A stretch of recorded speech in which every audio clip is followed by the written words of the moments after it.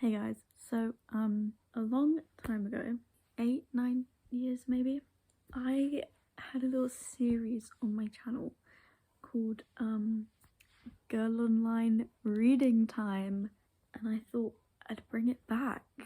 So here we are. This is the only time I will ever do this in my life, is with Girl Online on Tour, which is the second book, not the first one. You're not getting the first one. We're going straight back into the action on chapter 9 in the second book. I thought I'd make it like comfy. I have my pajamas on, got a blanket which you can't see because if I lower the angle it doesn't look good. Got my fresh out the shower hair, which, why is it so curly? I reread the first book, I reread the first 8 chapters, now 6 chapters, ever so sorry. When I did it before, I did one video per chapter. I don't know if I'm going to do it like that again because that is long. I'm going to read one chapter and then see what it's like. This is literally basically just like audiobook. If you guys want to get the full story, then go back to I have a playlist, book videos, go to that. You can read the first 6 chapters, listen to the first You can listen to me read the first 6 chapters if you would like to. If not, I'll give you a recap. So, in the first book, what are their names? In the first book, no, I lost my page.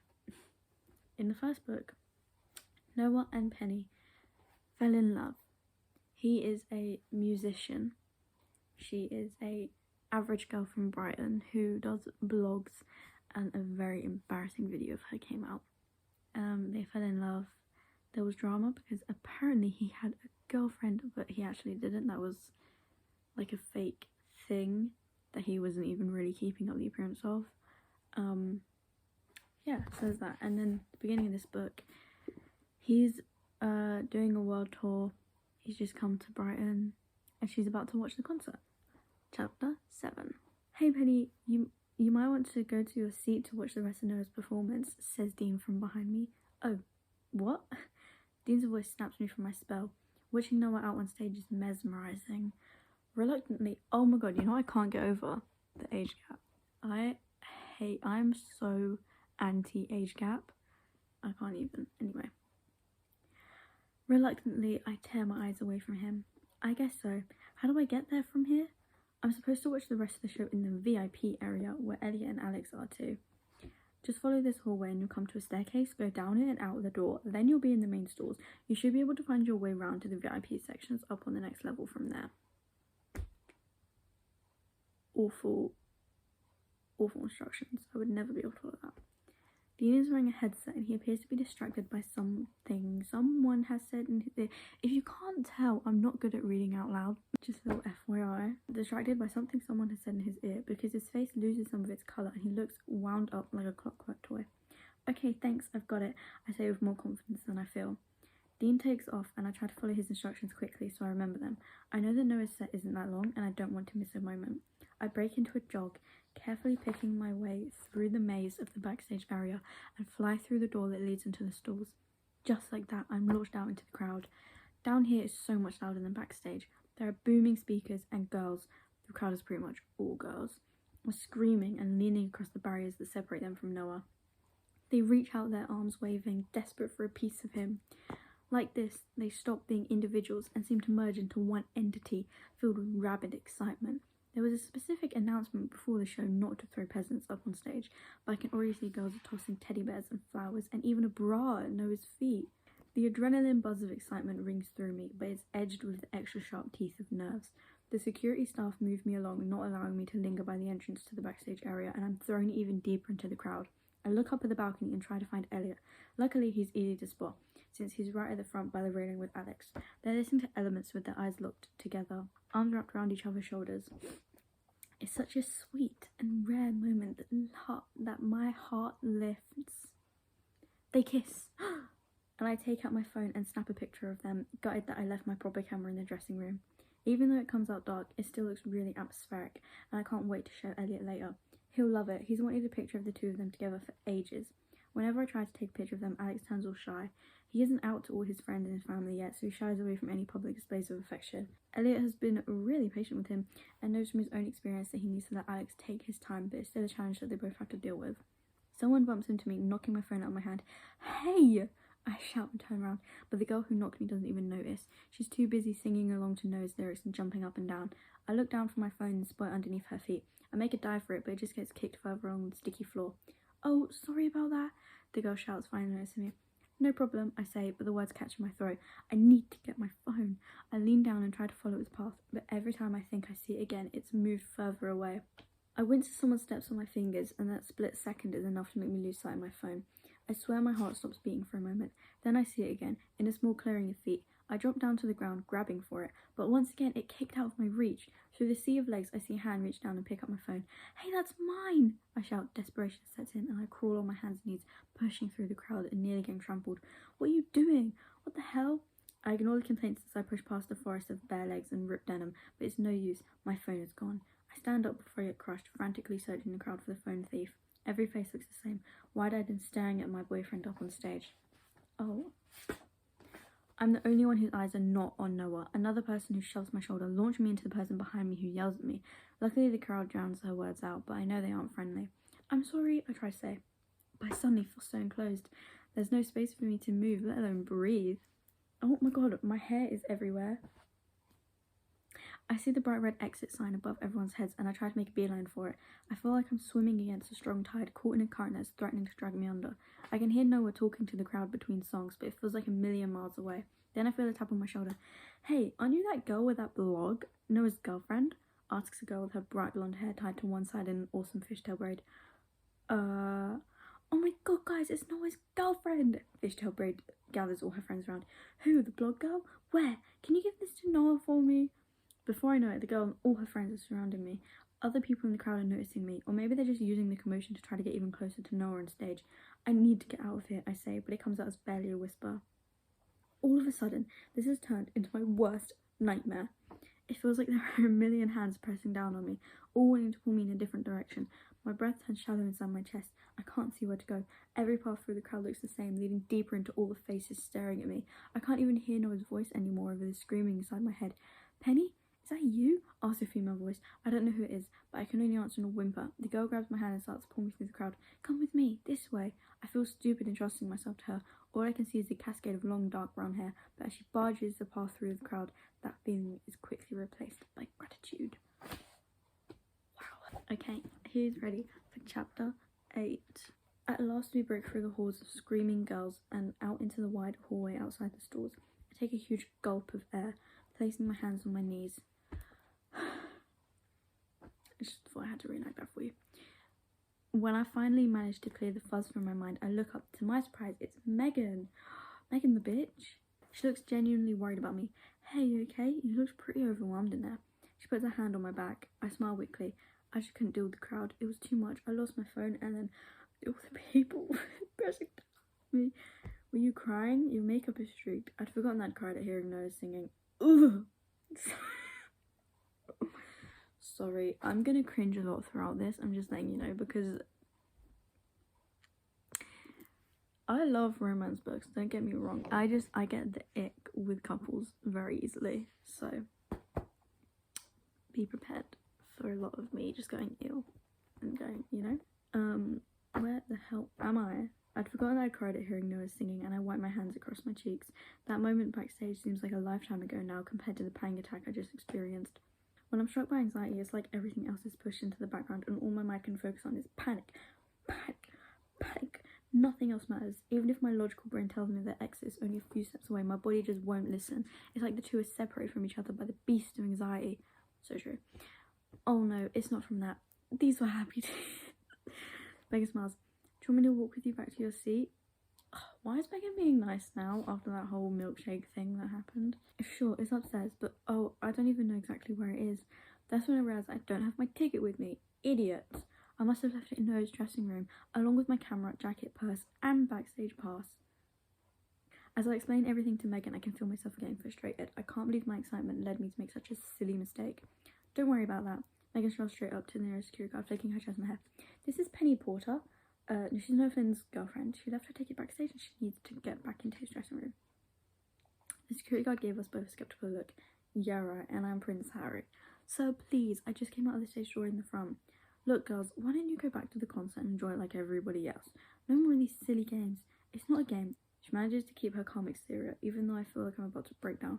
Look, sir, if you'll find someone from Noah's entourage, they will recognise her and explain.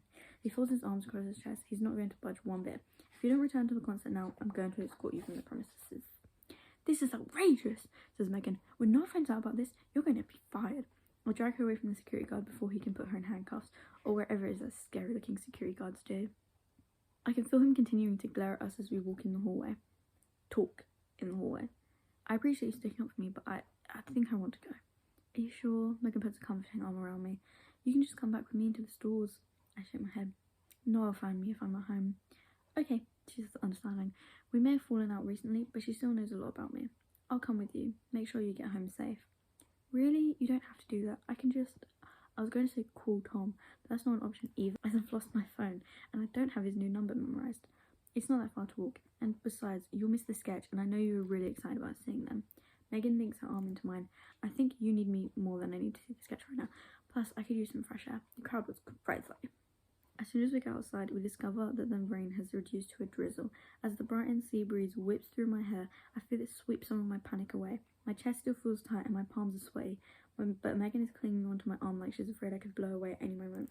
I couldn't be more thankful to her. Want to grab some candy floss from the pier? She asks. The sugar might help. I smile and nod. Sounds good. We stroll beneath the bright lights of the pier entrance, and I can see the waves crashing under us through the gaps in the wooden planks.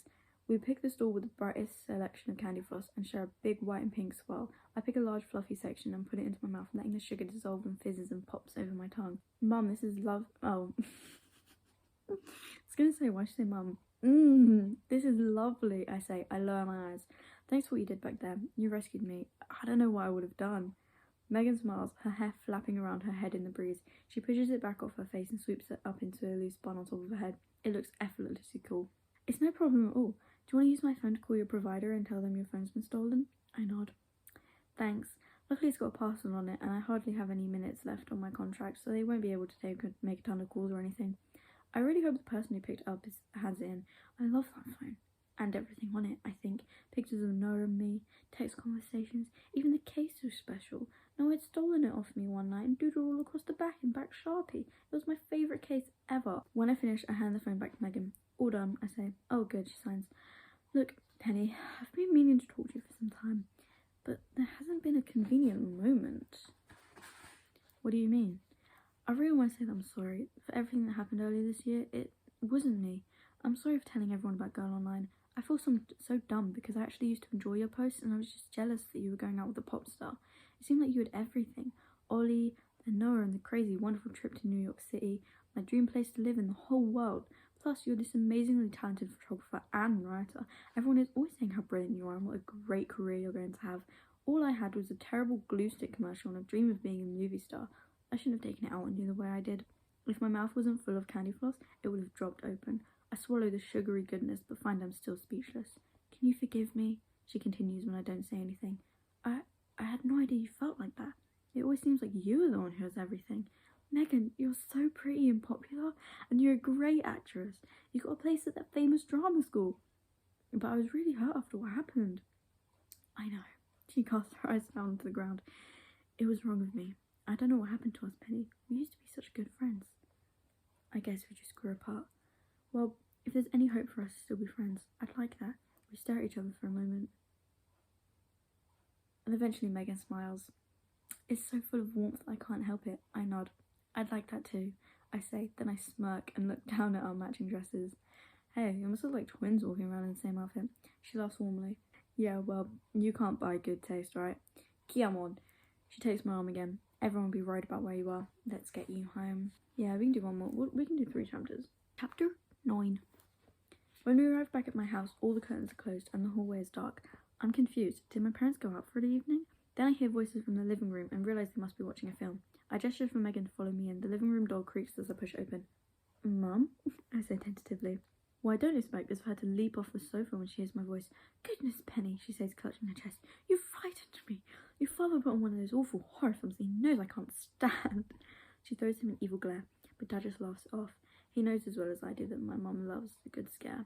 It's all in the name of drama, after all. Then she genuinely does frown as she looks at me. But what are you doing home so early? We weren't expecting you for hours yet.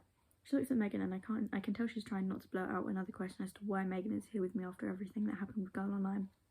I can't help it. I break down into shaky tears as I describe my panic attack and the sense of claustrophobia in the crowd, and eventually Megan takes over, filling in the gaps where I don't remember. When she's finished, Dad flicks on the lights and potters off to make a cup of tea. Before I know it, Before I know it, I'm feeling much better, and a new feeling starts to dominate my nervous system. It's no longer anxiety, it's guilt. Even though I had no phone, no wallet, and no way of leaving him a note or getting a message to him, I still know that Noah will go crazy with worry when he finds out I left without telling him. I'm just going to nip upstairs and let Noah know I've come home. I say, I'm just going to nip upstairs. Mum nods, then she smiles at Megan. How are your parents, sweetheart? It's so nice to see you again. Leaving Mum to catch up with Megan, I run up the stairs, taking them two at a time. As soon as I've written a direct message to Noah, he's far more likely to check Twitter than his email. I also take a moment to open up my blog. Megan's apparent change of heart has been playing on my mind, and I know who I want to tell. Guys, she's finally writing in the blog again. 25th of June. Can you forgive and forget? I know it's my second... Oh, never mind, she's already written in it. I know it's my second post today, but it feels like the longest day ever. So much has happened. Do you remember a while back when I wrote about drifting apart from a friend, and then that friend turned out to be the very person who sold me out to the media? I know. Who needs enemies and new friends like that, right? Well, she actually apologised. Can you believe it? I never thought I would see the day. She helped me out when I thought no one would and was really nice to me. And even though I kept looking for an ulterior motive, she didn't seem to have one. She was just nice. She was my old friend again. It felt good to have her there to talk to. Is that weird? Is it even possible to forgive something so big? Can I ever forget what she did to me? She even said she had been jealous of me. How can that be right? I guess we don't always know what other people are thinking, even if they seem to have everything figured out. Wiki, I know you will hate this when you find out, but I think I want to forgive her. I can't throw away that many years of friendship so easily. Anyway, I'll keep you posted. Going online, never going online. I change out of my dress and into my most comfortable onesie, then head back downstairs. Mum and Dad switch the film back on, so Megan and I curl up on the sofa to watch as well. It's not very long until there's a frantic knock on the door. Hold on, I need to breathe. Dad goes to open it and Noah runs into the room. Penny, thank God! Noah's face is as white as a sheet. Seeing him wrenches the knot in my stomach. He rushes over and gives me a hug. What the heck happened? I came out after my set to find you, and Elliot said he hadn't seen you at all. When I saw your stuff in the dressing room, I was so worried about you. I called you about a bajillion times. I'm so sorry, Noah. I can't believe I missed your set. I was so excited, it just completely went out of my head to even check that I had my ticket with me. Then someone in the crowd knocked my phone out of my hand, and it all became way too much for me. Thankfully, Megan was there to help me out. I wish it could have been me. If I'd known what was going on, you would have leapt off the stage, I say, laughing. There was nothing you could do. Besides, it's okay now. He hands me back everything I left backstage, and I smile gratefully. Now it's only my phone that's missing. Hey Noah, I look up the Hey Noah. I look up at the unfamiliar voice, and I'm surprised to see Blake standing there. Now that you found her, I'm going to get back to the hotel. Sure, man. Thanks for helping me out. Can you let Dean know everything's okay and get him to check with security to see if anyone's handed in Penny's phone? It's got a pink case with PP Doodle and Black Shark in the back. Oh, her name's Penny Porter. Oh my god, I was like, PP? What the fuck? Penny, I'd better go too. Megan stands up from her seat and gives me a little wave, but I can tell her attention is still all on Blake. Despite this being the first time she's met Noah, slouched against the doorway, Blake strikes an edgier, grungier vibe than Noah and possesses that rock star confidence that can only come from being on stage in front of a huge, screaming audience. Megan casually takes her hair out of her bun, shaking it around her shoulders, and I can see Blake stand up and take notice too. Thanks for the tea, Dahlia. Who's Dahlia? Her mum. Wait, what? Damn. Nice name. Of course, Megan. Thank you for being there for Penny today. It's nice to see the two of you together again. My pleasure. Anytime. See you later, Penny. Megan flashes me a wide smile, tossing her hair and rolling her shoulders back to showcase her outfit. My dress somehow looks completely different on her. At least I know the world hasn't completely turned upside down. This is the Megan I'm used to. Megan, thanks a lot. I'll see you around. She nods and disappears down the hall towards the front door. Blake follows a step behind. What are you doing here? Comes a high-pitched voice from the hallway. I cringe as I realise Elliot must have come into the house just as Megan was leaving. Talk about bad timing. I was helping out my friend, which is more than I can say for you. I let out a noise that's somewhere between strangled cat and deranged weasel, then jump up and run into the hallway. A battle between Megan and Elliot is not what I need right now. Elliot, I say, and I give him a look I hope says, it's okay. Megan might have redeemed herself, but I'm not sure yet. Can a single look convey that entire message? Not too sure. He seems to get it though, in the way that only best friends can. See you later, Megan, he says through gritted teeth. Bye, she says before finally leaving, followed closely by Blake. Don't let the door hit your giant head on the way out, he shouts at the closed door. He looks up and takes in my appearance, which I imagine can be summoned up in one word. A disaster. I've changed into my favourite onesie. My hair is a bedraggled mess and my eyes are still swollen from crying. We all regroup in the living room. Princess Penny, what happened? I decide to tell him the condensed version of the story. I can always fill in the details later, in private, and he'll also read the blog I wrote. It's not just my feelings I have to consider right now. I'm also aware of the look on my mum's face, the frown that deepens every time she hears me talk about how panicky I got. I'm not used to seeing her look so worried. Normally she's carefree and breezy, taking every concern in her stride. But now I can feel my chance to go on tour with Noah slipping through my fingers. If she thinks I can't handle it... Dad pours more tea into my mug, a Disney one with Piglet, my favourite character, on the front. I hug the mug to my chest, feeling its warmth spread through my body. I lean into Noah's arms. He's holding me so tightly I don't think he ever wants to let me go. Elliot sits down on the floor and my parents both take chairs opposite. I feel like we're about to go into full-blown interrogation mode. Mum and Dad exchange a long look before turning to Noah and me. I think this is exactly what we were afraid of, says Dad, his voice grave. Mum nods. Your dad's right, Penny. There's no way we can let you go to Europe now. No! Alright guys, that's it. I think I actually did pretty good at reading that. I didn't mess up too many times. And I think my acting was on point. Hope you enjoyed. See you all in the next one. Let me know what you thought about those 3 chapters.